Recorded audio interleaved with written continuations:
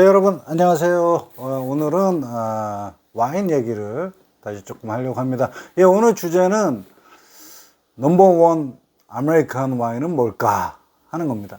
사실상 여러분 이 와인이 개인 취향에 따라서 너무 극과 극이고 또 포도 품종이나 그런 종류에 따라서도 굉장히 다양하기 때문에 뭐 딱 한마디로 미국에서 최고 뭐 넘버원이라고 하는 그런 와인은 뭘까라고 얘기를 하면 사람마다 다 다를 수도 있고 그 다음에 상당히 딱 정의 내리기가 쉽지 않습니다. 그렇다고 해서 뭐 미국에서 가장 많이 팔리는 와인을 기준으로 한다고 하게 되면 뭐 와인샵이 아닌 그 일반 마켓이나 그 편의점 같은 데서도 쉽게 팔 수 있는 뭐 한 병에 7불에서 10불짜리 이런 와인이 가장 많이 팔릴 텐데 뭐 그런 와인을 미국에서 가장 넘버원 와인이라고 얘기하기도 쉽지 않고, 그렇다고 해서 또 반대로 명성과 품질이 좋아서 가장 비싼 거다 라고 하면 가장 비싼 와인은 그만큼 뭐겠어요? 일반 대중들이 접근하게 할 수 있는 그 접근성이 그렇게 좋지 않거든요. 그러면 결국 접근성이라는 얘기는 결국엔 비싼 가격 얘기인데, 가격대가 너무 높으면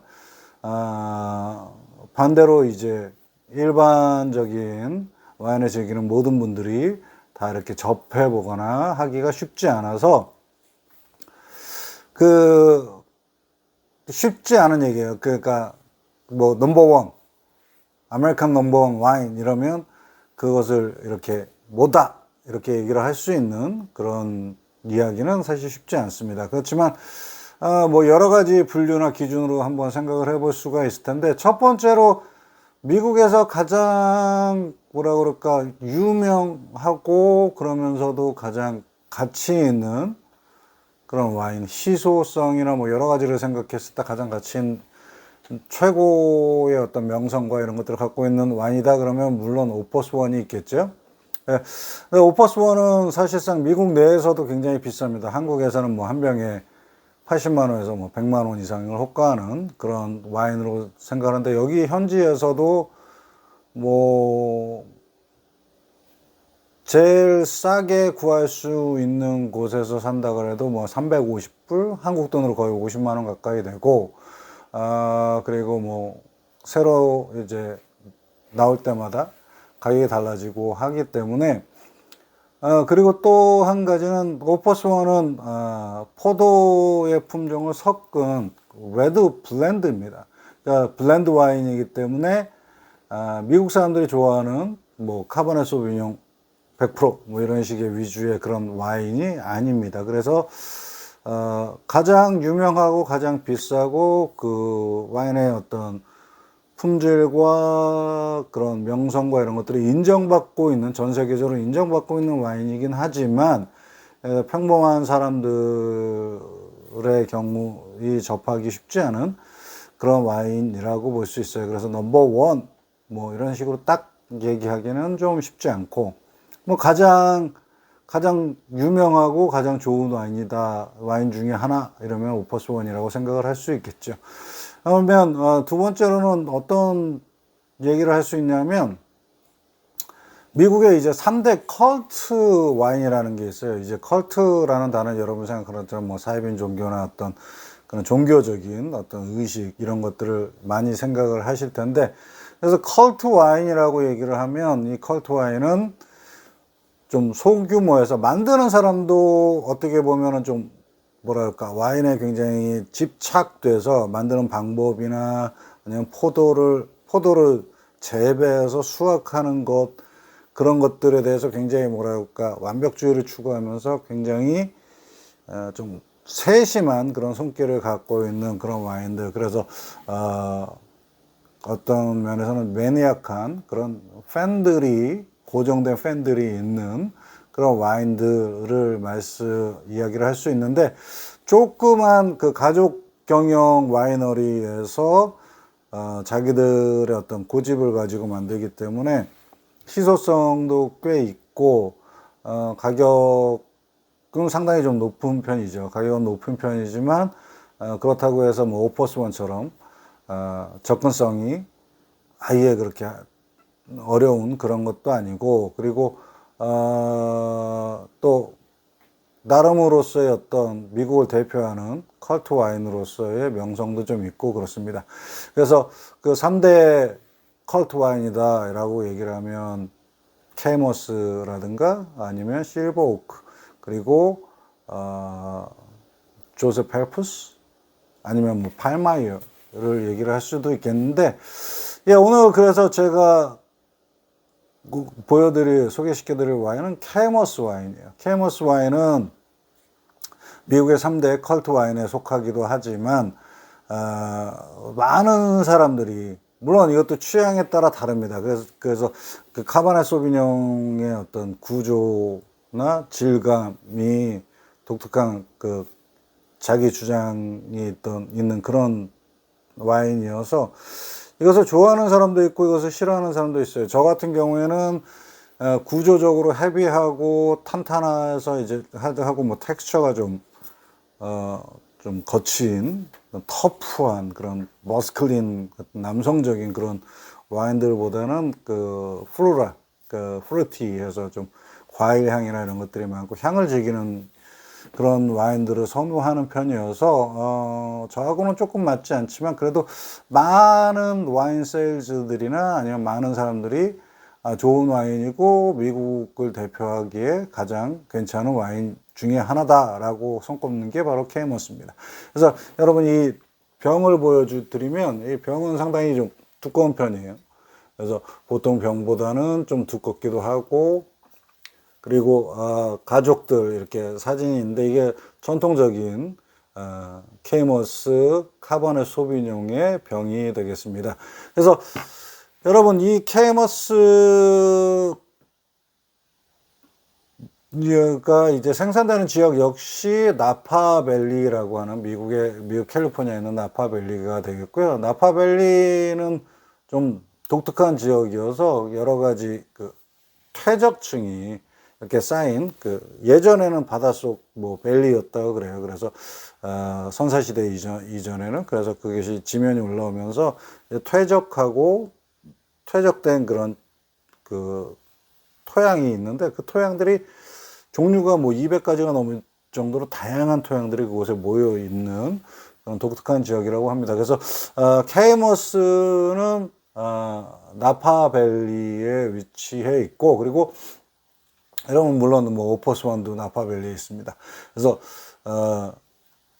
케이머스가 이렇게 많이 팔려요. 실제로도 많이 팔리기도 하고, 그 다음에 뭐 가게나 레스토랑 같은 데서 또 꽤 찾으시는 분들이 많은데, 이번에 케이머스가 옆에 여러분 보시는 것처럼 이제 50년이 됐어요. 1972년에 포도 빈야들을 시작을 해서 지금 올해 나온 빈티지가 2022년이 됩니다. 그래서 빈티지는 여러분 그 포도를 수확한, 그렇죠? 수확한 그 해 연도로 붙이게 되는데, 그래서 50주년 기념 이 애니버서리 버전이 이제 새롭게 나왔어요. 근데 이제 뭐가 특징이 되냐면, 2022년 이 50주년 와인을 출시를 하면서 사실 가격을 굉장히 많이 내렸어요. 그러니까 빈야드 케이머스의 그 와이너리에서 얘기를 하는 걸 보면 지금 경제적인 상황에서 여러 가지로 좋지 않고 그렇기 때문에 사람들이 만약에 케이머스를 사고 싶어 하는 사람들이 병을 들고 이제 그 가격을 보면서 살까 말까 고민하는 게 싫다 그래서 가격을 내렸다고 그래요. 근데 여전히 사실 비싼 와인에 들어갑니다. 그런데 판매 가격으로는 제가 볼 때는 20불에서 30불 정도 언더로 내려간 것 같아요. 그래서 뭐라 그럴까요? 아까 말씀드린 그 3대 그 컬트 와인 중에서는 가격을 가장 먼저 낮춘 그런 케이스가 되겠고, 그 다음에 다른 와인들의 경우에 지금 뭐 이제 100불을 넘어서는 가격의 판매가 될 수밖에 없는 상황에서 케이머스가 어떤 접근성을 보다 더 높이기 위한 어떤 결단이었다고 저는 생각을 합니다. 그래서 상당히 뭐라 그럴까, 와인 세일즈라는 입장에서는 상당히 괜찮은 결정이 아닌가. 왜냐하면 대체적으로 나파밸리 쪽에서 나오는 와인들의 가격이 상당히 높습니다. 그래서 좋은 품질에도 불구하고 가격들이 높고, 또 케이머스나 이런 것처럼 뭐 일반 소비자들에게 많이 알려지지 않은 와인들조차도 나파밸리에서 왔다라는 이유만으로도 가격을 굉장히 높게 책정되는 경우들이 많아요. 그러다 보니까 양질의 좋은 와인을 좋게 열심히 잘 만들고 나서도 소비자들에게 다가가지 못하는 그런 거리감들이 많이 생기게 되죠.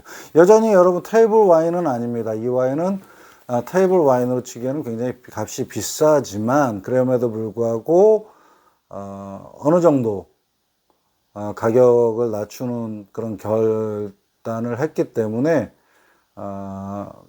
접근성이 많이 향상되지 않았나. 그리고 제가 볼 때는 다른 나파밸리 쪽에서 나오는 다른 와인들도 뭐라 그럴까, 현재 미국 경기나 경제적인 상황을 봤을 때는 좀 낮추는 게 좋지 않을까 하는 생각을 좀 해봅니다. 예, 케이머스 시음회에 가서, 이제 행사에 가서 이 50주년 기념하면서 테이스팅을 해봤는데요. 뭐 기존의 어떤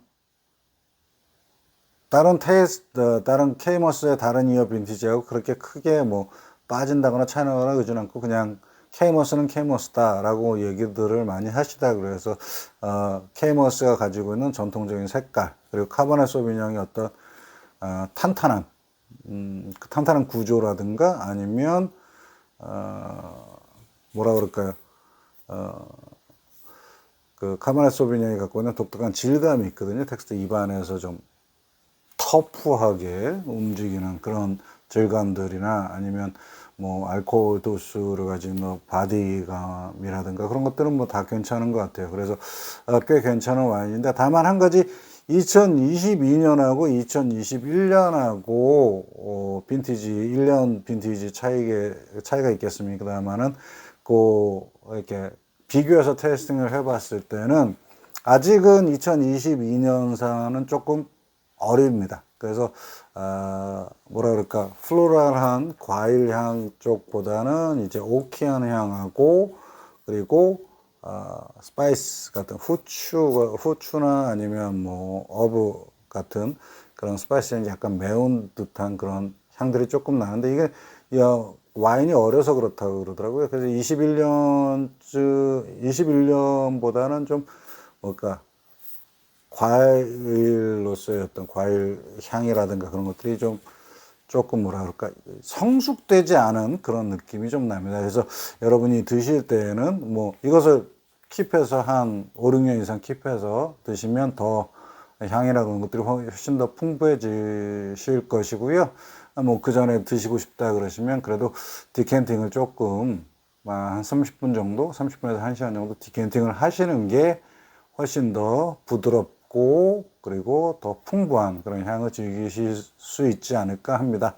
예, 그래서 오늘은 케이머스, 미국의 3대 컬트 와인, 그리고 많은 분들이 미국에서 가장 좋은 넘버원, 뭐 가장 최고의 명성을 가진 최고의 와인으로서가 아니라 판매나 이런 전체적 접근성이나 모든 것들을 봤을 때